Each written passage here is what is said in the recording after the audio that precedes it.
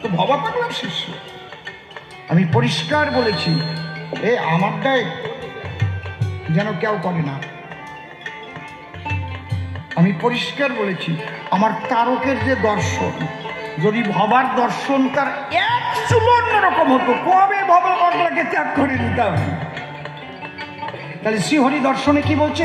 লয়ে নিজ নারী ব্রহ্মচারী সচ্চরিত্র রবে, হাতে কাম মুখে নাম সদা সত্য কথা কবে, পরশতী পরপতি কবুনা স্পর্শিবে, তুমি না ডাকিলে হরি তোমারে ডাকিবে, সত্যবাদী জিতেন্দ্রীয় হইবে যেই, না থাকুক তার ক্রিয়াকর্ম হরিতুল্য সেই।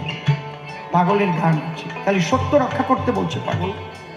পাগল শ্বেত পাথরে লিখে রেখে গেছে কি?